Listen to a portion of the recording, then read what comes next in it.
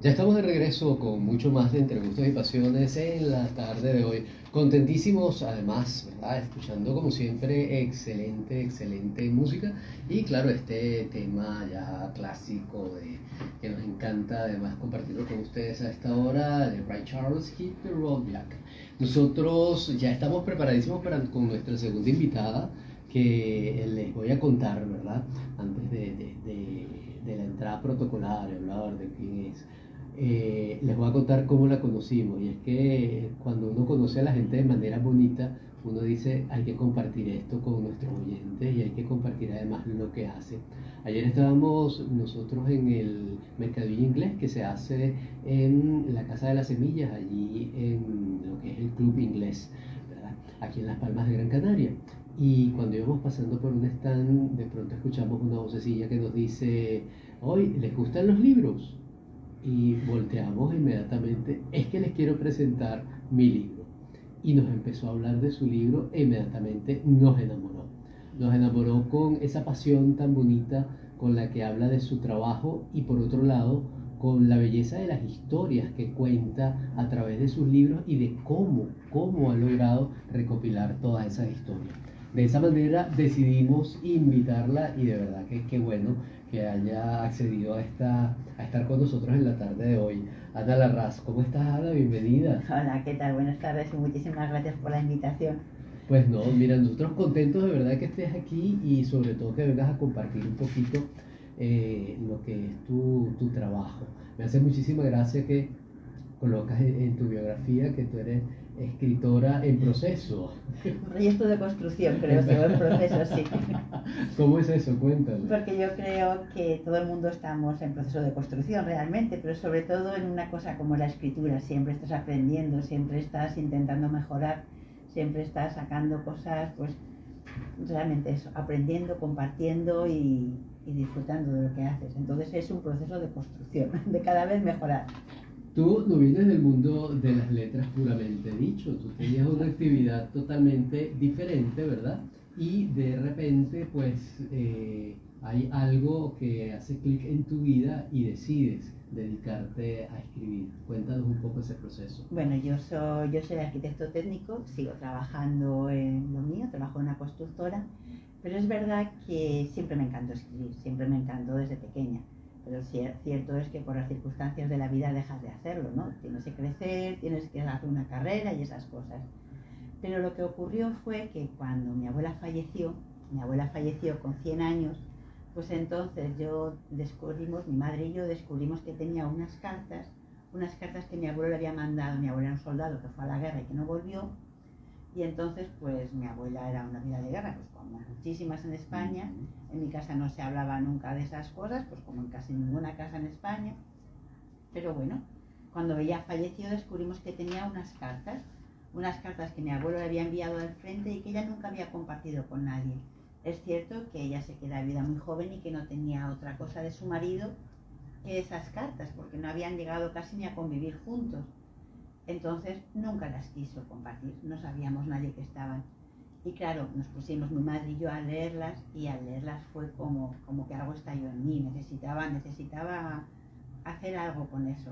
Y estaba hablando con mi marido y le decía, pues no sé qué hacer con esto, tal, y me dice, pues haz un libro. Bueno, me fui a la cama ese día y al día siguiente me levanté y le dije, mira, voy a seguir tu idea, voy a hacer un libro. Y empecé a escribir, así fue. Qué bien, ¿no? Además, Fácil. qué bonito, porque claro, de ese tesoro de tu abuela, tú consigues realmente sacar algo que también estaba atesorado en ti, ¿no? Que Sí. era la capacidad para escribirlo. Entonces, mira qué legado tan hermoso, ¿no? Te dejó Sí. tu abuela. Y yo siempre digo que mi abuelo también hubiera sido un buen escritor, porque una persona de aquella época poco habrían ido al colegio, pues como mucho hasta los 13 o 14 años, que le escribiera 150 cartas, Wow, es mucho escribir, ¿eh? claro. O sea, y además es que intentaba escribirle una diaria. De hecho, la última carta que tenemos es el día antes de que sea la batalla en la que ya dejamos de saber de él. Por eso digo que quizás lo llevo en la sangre. Pues mira tú, ¿no? Y escribir, además que la historia como tal, o sea, ese inicio de esa historia de amor también es bellísima, ¿no? Porque eso, el dedicarte, la necesidad de hablar, de expresar, de decir cosas de tu abuelo Sí. y tu abuela además, el atesorar de manera secreta todo aquello, ¿no? Sí, hay cosas, por ejemplo, en esas cartas que nunca he entendido del todo la actitud de mi abuela, porque mi abuela, claro, tenía una hija, que mi abuelo la adoraba, porque en cada carta le pone besos para mi Carmencita, la felicitaba por su cumplemes, le decía, porque eso es tu cumplemes. Ella nunca le enseñó las cartas a su hija. Yo no sé si es por no hacerla sufrir, no lo he entendido mucho, como no tuve la ocasión de preguntarle, pero siempre me ha quedado la cosa de, no sé, supongo que también porque era lo único que tenía de él, quizás, o porque pensó que le iba a hacer sufrir más a su hija, no lo sé. Claro, quién sabe, ¿no? Que No lo estaría sé. dentro de su mente en ese momento. Sí. Pero bueno, pero ahora tú decidiste tomar esas cartas. Sí, y además... Y cuéntanos un poco en qué consiste esa, porque están las cartas, pero tú no solamente estás hablando de las cartas, sino de la historia que encierra y de lo que significa para la historia, esa historia, ¿no? Dicho de tipo trabalenguas. Vale, esas cartas son realmente la base de mi libro, pero no es que yo haya transcrito las cartas. Esas cartas es lo que me dio pie también a luego seguir investigando, a enterarme de más cosas, a buscar. Ha habido un trabajo ahí exagerado, hemos estado recorriendo los escenarios, buscando documentación, pero sobre todo las cartas lo que transmiten es una novela coral. No solo habla mi abuelo habla y habla de todos sus amigos. Te va contando, pues es que en las cartas no se habla de grandes hechos ni de grandes hazañas, se habla del día a día. Te va contando pues como a lo mejor a su otro compañero que no sabía escribir le está enseñando a escribir. O te está contando que el otro amigo resulta que su mujer le llamó porque su hijo estaba enfermo y fíjate lo que va a pasar. O sea, son sus vivencias, sus miedos, sus pesares, sus preocupaciones. ¿Cómo intentan arreglarse el día? Pues hay una cosa muy divertida, por ejemplo, un día que consiguen coger una gallina roja, decían, porque la habían cogido del otro lado. Cogen la gallina y cogen los huevos y entonces consiguen convencer a un solo. O sea, parece como una película lo que te van contando. Consiguen convencer a un compañero para que les preste una sartén. Y allí están todos para comerse el huevo frito. Un huevo frito para 3, imagínate lo que sería aquello. Bueno, son cosas como muy divertidas, o sea, sí, divertidas. Claro, pero son divertidas porque son sus vivencias, pero sí, por otro lado te dicen mucho sí, de lo que le pasó a la mayoría, porque conocemos a lo mejor por la historia oficial, ¿verdad? Conocemos ciertos acontecimientos de los llamados héroes, pero toda esta cantidad de los verdaderos héroes, que era la gente común, que sí, estaba participando en una guerra que ayer me decías tú, donde muchos ni siquiera sabían por qué estaban allí, es que no y tenían que estar ese día a día, ¿no? Entonces este libro cuenta las vivencias de esos verdaderos héroes, de esa gente que tuvo que desviar del transcurso de su vida, ¿no? Fíjate, por ejemplo, eso que estaba contando yo, que era divertido del huevo frito, ¿no? Acaba siendo una tragedia casi, porque cae una bomba. Entonces, claro, porque están en guerra, o sea, aunque estén haciendo las cosas, están en guerra. Cae una bomba, les cae el aceite encima a mi abuelo y le cae todo el aceite hirviendo por la mano. Entonces lo llevan a que lo curen y el que le cura piensa que se lo ha hecho a propósito porque no quiere luchar.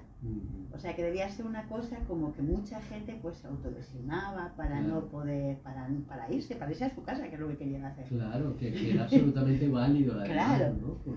Entonces también ves eso y ves el enfado de mi abuelo. O sea, son las cartas, pues lo normal que le contarías a tu mujer, a tu marido cuando vuelves a casa de tu día a día. No habla de grandes sentimientos, ni de grandes pasiones, no, son cosas cotidianas, pero que te llaman la atención por eso, porque cuando tú piensas en la guerra pensamos en malos, en buenos, no pensamos en personas como nosotros que tienen las mismas necesidades o las mismas vivencias, los mismos deseos. Nos hacemos una confusión del lugar, que yo creo que nos la han hecho un poco, en que solo había buenos, malos, asesinos, víctimas, no sé qué, no. Todos eran, y además en esta guerra, en mi opinión, eran todos muy parecidos, porque todos tenían el mismo tipo de educación, todos se habían criado juntos, hay cosas, por ejemplo, llamativas en ese libro. Mi abuelo cantaba jotas, debía cantar muy bien, y cuando es un frente muy árido, es un frente muy seco, están muy cerca el enemigo, están el enemigo y ellos están muy cerca unos de otros, y por la noche a lo mejor le decían, el enemigo, que habían sido amigos hacía 5 días, o sea, hacía muy poco habían estado juntos tomando unos vinos. Le decían, Goncha, cántanos una jota. Y el otro la cantaba. A lo mejor se la cantaba metiéndose con ellos o poniéndole la letra un poco de picardía, claro, porque era lo que le gustaba hacer y lo que hacía hasta entonces, pues él, hay muchas fotos que lo ves tocando. Es que estaba recordando porque con tu entrevista anterior, que mi familia también son todos muy musicales, y él, por ejemplo, tocaba el bandurria, tocaba el laúd, se lleva al frente una armónica. O sea, y por las noches, pues por las noches la armónica no solo era para sus compañeros, era para los suyos y para los otros, claro, que lo estaban oyendo igual. Por eso quiero decir que es como muy, muy humano el libro. Y fíjate que muchas veces cuando hablamos de la Guerra Civil Española hay gente que insiste, ¿no?, en que todavía hay muchas cicatrices de ese hecho, de ese acontecimiento, que no han podido sanarse y que eso ha influido muchísimo en lo que es la sociedad española actual. Y tal vez es precisamente por eso que acabas de decir de una manera tan franca y tan sencilla, que no había buenos ni había malos, que todos eran básicamente, tenían el mismo origen y estaban prácticamente en lo mismo. Y a lo mejor si lo empezamos a ver desde tu perspectiva, esa sanación colectiva puede cambiar. Sí, el libro mío empieza con un hecho que es real. El libro empieza, yo siempre empiezo los libros por el final de alguna manera, ¿no? Y este libro empieza con una niña, que soy yo, que estoy en mi casa, acabo de hacer la comunión y entonces pues quiero ir a casa de una amiguita nueva que me ha dicho en la catequesis. Yo quiero ir a casa de esa niña y mi abuela, que yo tengo 2 hermanos, pero soy la única chica, y mi abuela, pues claro, conmigo era pasión, no me deja. Y yo no entiendo por qué no me dejan, nunca me han dicho una cosa así, y no me deja. Y entonces viene mi madre, que se había llevado a mi hermano un cumpleaños, y dice, ¿qué está pasando? Y mi tío, que era el hermano de mi abuelo, le explica, tu madre, que no le deja a Ana ir a jugar a casa de Susan, no sé quién, dice un mote. ¿Y qué era? Pues que yo entonces viene mi madre y me explica, mira Ana, y le dice mi madre a mi abuela, no vais a hacer con la niña lo mismo que hicisteis conmigo, mi hija irá a jugar a casa de quien quiera. Eso le dice mi madre. Wow. ¿Qué era? Que yo lo que quería ir era jugar a casa de la nieta del que se suponía que había matado a mi abuelo. Dios mío. Es un pueblo de 7.000 habitantes donde todo el mundo se conoce, donde todo el mundo sabe esas cosas. Y yo, que soy del año 64, estamos hablando en el año 70 y poco, todavía se seguían diciendo esas cosas. O sea, todavía mi abuela, o sea, las heridas no cerradas, no quería que fuera aquella casa. Y es verdad que sí que fui aquel día, pero luego ya nos separamos, porque supongo que igual que a mí me dijeron lo mismo de mi abuelo, a ella en su casa le dijeron, no vayas con esa, porque tal. Claro, eso es así. Qué increíble, ¿no? Qué increíble cómo la historia pues nos está hablando y nos previene muchas veces, ¿no? De que las cosas no vuelvan a pasar. Hay que superarlo. Claro. No podemos volver otra vez atrás. ¿No? Mira, y cuéntame ahora, ya cuando empiezas a exponer tu historia hacia la gente, cuando escribes el libro y lo lanzas y empieza la gente a leerlo, ¿cuál ha sido la respuesta de tus lectores? Muy buena. O sea, es verdad que yo empecé por ese libro, empecé por la fotografía, que es lo que hemos hablado. Luego hice otro que hablaba sobre la República, que realmente lo que quería era contar por qué había pasado eso. Luego hice unos relatos que lo que hablaban eran de cosas importantes que había visto en esos libros y que quería que la gente no olvidara y que fuera fácil de leer. Luego empecé a sacar un personaje que sale. Quiero decir que yo al final creo que todo el mundo tenemos como una novela en la cabeza y de ahí la vas desgranando cosas, porque todos mis otros libros han ido saliendo de ese. O sea, en uno hay una carta de mi abuelo que dice, fíjate lo que ha pasado. Una cría de 16 años les ha dicho a sus padres que se iba a bailar a Gallú, que se iba andando, y lo que ha hecho ha sido, se ha ido en un autobús a Zaragoza y allí, de allí había cruzado las líneas y había pasado a la zona republicana. Eso era verdad, o sea, es un hecho real. Claro. Bueno, pues de ahí claro, eso se me quedó grabado. Luego encontramos una fotografía en que salía en un expediente que la estaban acusando y saqué un libro de allí. O sea, hice un libro que hablaba de esa persona. Y fíjate cómo un hecho que lo hacen ver como algo casi que cotidiano se convierte en una cuestión notable, claro. ¿No? Y hasta para sacar un libro aparte. Sí, y hay cosas como que te van dejando pozo de todo lo que has leído, de lo que has visto, de lo que has oído, Y de ese pozo, pues de repente te viene la inspiración, ¿no? Hay otro libro, por ejemplo, que también hice, que era mi abuela, soy yo también, otra vez, una niña que está en la playa y está, como los niños que leen parece que no estorban y que no se enteran de nada, pues yo estoy allí y estoy oyendo a mi abuela que habla con una amiga. Las dos tenían entonces como 60 años y le dice la amiga, es que fíjate, ha venido después de tantos años a buscarme. ¿Y qué era? Pues que en mi pueblo, cuando la guerra civil, colocaron un campo de aviación de la Legión Cóndor. Y junto con la gente de la Legión Cóndor, pues venían marroquíes, alemanes, italianos y tal. Y hubo una historia de amor entre esas señoras y uno de esos, que no te lo voy a contar por si acaso te lees el libro. Por supuesto que sí. Y entonces, pues ese recuerdo que yo tenía de la conversación que les oía a mi abuela y a su amiga, pues también lo convertí luego en otra novela. Claro, O sea, claro. quiero decir que igual es que solo tengo una novela en mi cabeza y de ahí voy desgranando cositas, puede ser. Claro, y evidentemente, bueno, para hacer una novela de corte romántico, pues necesitas a lo mejor esa inspiración inicial, pero ya cuando estás haciendo un trabajo, sobre todo... Bueno, que saluden a la gente de Instagram, Ah, que desde Venezuela y desde Argentina lo están viendo. desde Argentina también, bueno, Yeah. saluditos, nos están diciendo Y yo por no había aquí. saludado a No, nadie, ya. encantada de estar aquí, de estar oyendo, bueno, hablando con todos vosotros de alguna manera.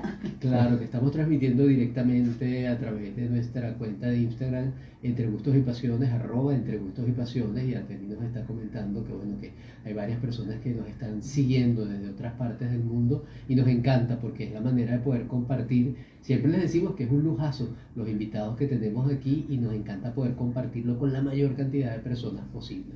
Y lo que te comentaba antes es que evidentemente para hacer ya la novela de corte, la novela histórica, ¿no? Ya evidentemente el rigor es mucho mayor, más allá de que, bueno, hay algunas situaciones en donde, no sé, que es novelado totalmente, donde seguramente vas construyendo tus ciertos personajes, pero también tienes que, más allá de tus recuerdos, buscar mucho dentro de la historia. Muchísimo, nosotros hemos recorrido, además ahora es fácil, con todo el tema de la memoria histórica, no es muy difícil conseguir documentación. Antes estaba completamente vedado, antes tenías que ir al archivo de Salamanca y era imposible. Pero ahora se ha digitalizado mucho las cosas, es fácil encontrar. Lo que pasa es que el problema está en que vivimos en Canarias. Entonces yo conseguíamos llamar a Barcelona, tú les dabas datos, entonces ellos te buscaban a ver si encontraban algún expediente. Por ejemplo, yo encontré los juicios de los que se juzga a las personas que se supone que mataron a mi abuelo, que mi abuelo a fin de cuentas no muere de un balazo, quiero decir, los cogen prisioneros y hay una selección a 80, entre los que está él, pues cogen y los matan. O sea, en vez de mandarlos a Valencia con los demás, los eligen y los matan. Entonces, pues hay unos juicios después y toda esa documentación existía, pero ¿cómo lo localizabas? Y lo hemos ido consiguiendo. Lo que pasa es que tú consigues una cita ese día y unas horas, y yo vivo en Canarias. Entonces, la verdad que se portaban muy bien, o sea, todos los juzgados se portaban genial porque nos dejaban, nos daban un margen de maniobra para poder ir, y lo hacíamos. O sea, nos hemos estado en Barcelona, en Zaragoza, en Quinto, en Belchite, en Lleida, en todas las partes, en Bujaraló, en todas las partes donde se supone que fue todo el discurrir y nos hemos encontrado con muchísima gente que nos ha apoyado y que nos ha ayudado. Y en el caso de tu abuelo, pues ustedes presumen pues, que fallece por todo lo que le están diciendo, pero nunca tuvieron... No sabemos dónde está. Nada. No. Hay 80 personas junto con él que no han aparecido. Y posiblemente de ahí viene también esa devoción, ¿no?, de tu abuela. Claro, porque mi abuela nunca quiso admitir que, como nunca supo que tuvo la certeza de que estuviera muerto, no lo quiso admitir, entonces siempre lo esperó. Claro, nunca hubo un duelo. Cuando vinieron, por ejemplo, los soldados de la División Azul que vinieron, que llegaron a Barcelona y tal, fueron allí. Porque era absurdo, completamente absurdo que pudiera estar allí, porque mi abuelo desaparece en el año 37. Pero ella, como no quería perder nunca la esperanza, pues se empeñó y era una persona muy tozuda, y fueron allí y al final lo declararon muerto en el año 64. Imagínate. Hasta entonces no lo declararon muerto. Claro. O sea, Claro. y tuvieron que hacer un montón de follones para poder declararlo muerto, porque claro, tenía que haber alguien que dijera que lo había visto morir. Nadie lo había visto morir, porque el que lo había visto morir era porque lo estaba Porque fusilando. estaba, claro. Y con lo cual no lo iba a decir. Entonces fue complicado, fue muy complicado eso. Aparte de de tu abuelo, que bueno, que es ese personaje que emite tantas y tantas historias y que a través de sus ojos y a través de su escritura estamos Sí. viendo otros aspectos también que existieron de la guerra y de sus otros compañeros. Sí, ¿Te ha pasado que de pronto ha llegado alguien sí. que se haya identificado con alguno de esos familiares, Sí, con sí, alguno sí, de fue esos soldados? impresionante. Perdón, en una de las presentaciones estábamos en el Corte Inglés y claro, mi abuelo, yo lo que hice fue que mi abuelo hablaba de mucha gente, ¿no? Entonces yo solo mantuve los nombres de la gente que yo sabía que había fallecido. De los que no sabía lo que había pasado con ellos, no quería hablar porque no sabía lo que había ocurrido. Claro. Entonces hay unos que son muy amigos de él y le dice, son muy amigos de él, pero no lo nombraba, solo decía que era de Sádaba, pero daba muchos datos. Y yo en el libro doy datos. Entonces me llaman desde Sádaba y me empiezan a preguntar. Bueno, pues al final en aquella presentación vino toda la familia.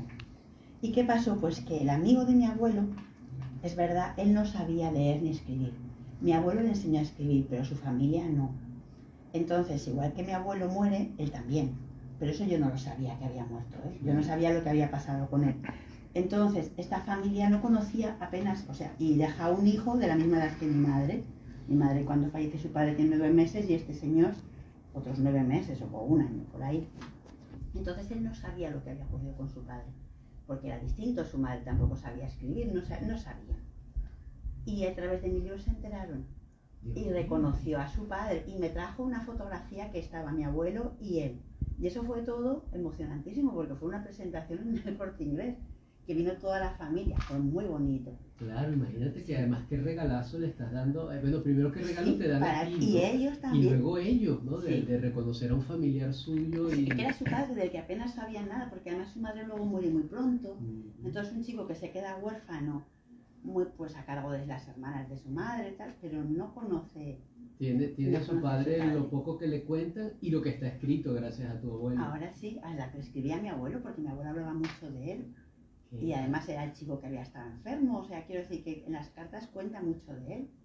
Qué bonito sí. Y de verdad qué mundo tan impresionante hay detrás de tus libros y qué bueno haberte conocido ayer, porque yo creo que hay mucha historia hermosa dentro de todo esto, hay una novela, hay hechos que a lo mejor son muy de tu familia, pero que por otro lado, cada vez que estás hablando, es el hecho que puede ser de cualquier familia, de tanta gente que nos puede estar escuchando en estos momentos y que posiblemente tenga casos similares en su familia o tenga cuentos, tenga ciertas anécdotas incluso de cosas que pudieron haberle pasado y que también están ligadas a lo que fue la guerra civil.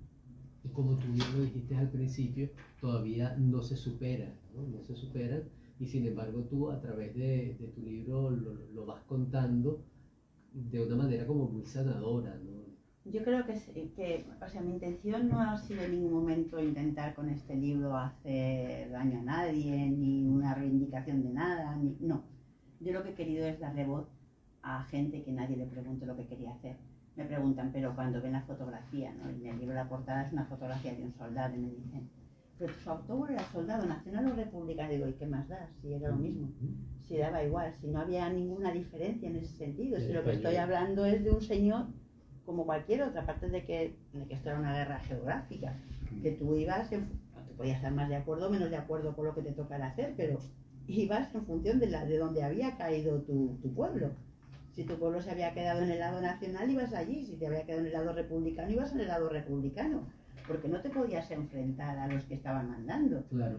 O sea, con mi abuelo, yo creo que eso os lo conté el otro día, había cosas que eran llamativas, porque había gente que estaba luchando contra la gente de sus propios ideales, pero tenían que estar allí porque si hubieran quedado en su pueblo a lo mejor les hubieran matado. Claro. Entonces es que no es una guerra, yo lo que intento hablar es de la gente normal. Claro, no es una cuestión ideológica, ¿no? Sí. Y fueron circunstancias que llevaron a estar allí en ese momento y que no había escapatoria. No. Y como en todas las guerras, pues no hay quien gane, al contrario, todos pierden. Todos pierden, está clarísimo. ¿Qué tal? ¿Qué tal? Pues mira, yo quiero que ahora nos digas, Ana, cómo conseguir tus libros, porque estoy seguro que muchísima gente que nos está escuchando en estos momentos dirá, mira, la queremos conseguir y queremos revisar todos esos libros, porque no solamente son estos de los que hemos hablado, hay muchas otras novelas interesantísimas y bellísimas, de las cuales seguramente vamos a hablar en otro programa. Cuéntanos, ¿cómo podemos ubicar tus libros? Bueno, pues si vives en Las Palmas, están en todas las librerías. Si vives en Arucas, en Vecindario, en Telde, pues también. O sea, en la isla no hay ningún problema.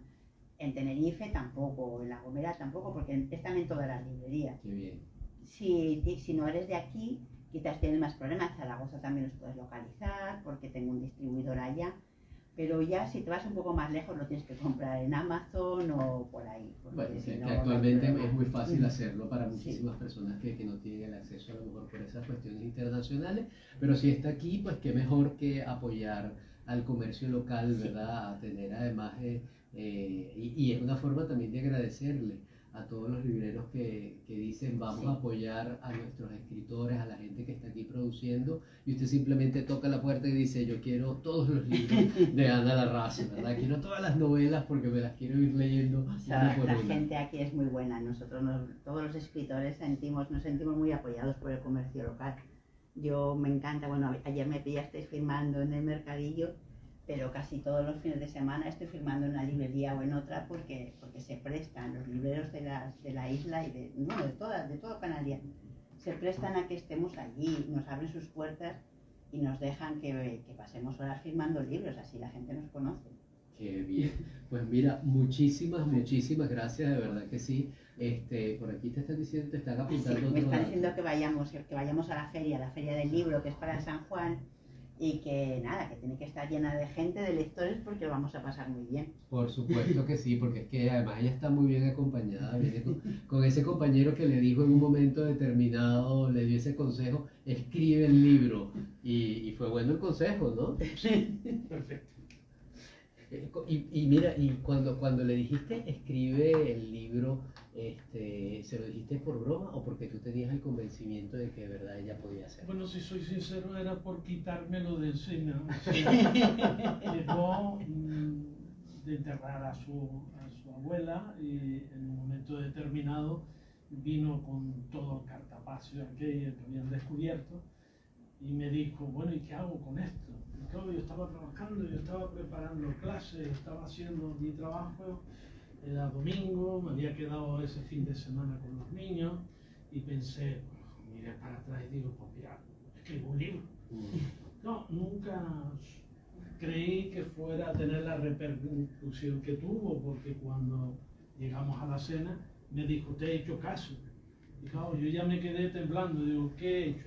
A ver, ¿qué dije y qué no he hecho caso? Dice, voy a escribir un libro. Digo, bueno, magnífico.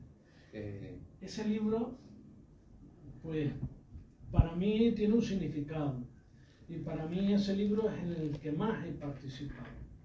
O sea, eso de que ella cuenta de que íbamos a los juzgados togados, ha sido toda una odisea, porque había que pedir al Ministerio de Defensa una serie de autorizaciones, primero para poder estar allí como historiadora o como escritora, poder tener la autorización de sacar una serie de legajos que están, vaya usted a saber dónde, en unos almacenes, algunos de ellos nos pedían que tuviésemos mucho cuidado al pasar las páginas, que no podíamos hacer anotaciones, que no podíamos fotocopiar, lo más que podíamos hacer era fotografía.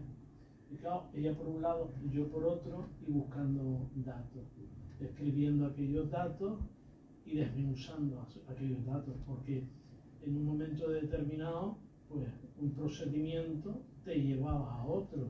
O sea, la persona que denunció que aquellos soldados iban a la retaguardia y iban escoltados por una serie de militares, pues llegaron a un puesto y le dijeron, aquí no me dejes esto, te los tienes que volver a llevar. Entonces, eso era otro procedimiento. Y el procedimiento no lo tenías en la mesa, lo tenías que apuntar, volver a venirte para Las Palmas, volver otra vez a pedir ese procedimiento. Pasaban unos meses y a partir de esos meses te llamaban y te decían, tenemos a disposición la documentación solicitada. Un trabajo de hormiguita total. ¿no? Efectivamente. Nos costó 3 años, ¿eh? 3 años. Y más todavía lo que se le ocurría a la escritora. Ajá. Porque la escritora decía, estos señores fueron por esta carretera, y digo, pero vamos a ver, Ana, estamos hablando de pedir pues al MOPU que nos dé la cartografía de estas carreteras antiguas. A nosotros nos llegó a suceder que en un momento determinado nos desviamos a un lugareño, le preguntamos, oiga, ¿esta es la antigua carretera? Sí, sí. Y el hombre extrañado me mira y me dice, ¿y ustedes por qué quieren ir por esta carretera? Si tienen una carretera nacional y una autovía. Cosas de aquí, de la señora. Cosas de la señora. Bueno, pero tú lo creaste, tú fuiste Bueno, el instigador de todo esto. Y en muchas ocasiones pues te encontrabas con la cosa de decía, ¿dónde se pueden meter X cuerpos Claro. con un personal que iba de custodia y que había que buscar una fosa? Pues mina, pozo, y claro, cuando ella veía y miraba para una montaña y veía una oquedad, decía, sube, mira lo que hay ahí arriba.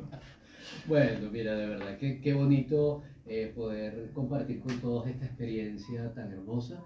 Y bueno, desde aquí les damos las gracias, primero por asistir en la tarde de hoy a compartir con nosotros y luego por atreverse a hacer todo esto, ¿no? Porque yo sé que aparte de ser un trabajo personal, es un trabajo que absolutamente estoy seguro que a mucha gente le ha ayudado y a muchísima gente le va a ayudar y mucha gente incluso lo va a disfrutar. Así que, pues nada, adelante. ¿Tienes redes sociales para Sí, compartirlo? sí. Cuéntanos cómo. Bueno, todas con mi nombre, poniendo Ana Larraz enseguida salen Ana todas, Larraz, no hay problema. inmediatamente. Sí. Por allí te conseguimos. Nosotros pues les agradecemos de verdad que hayan estado con nosotros. Vamos con buena música y regresamos ya listísimo con Dial Gastronómico. Ay, pues mira qué bien salió.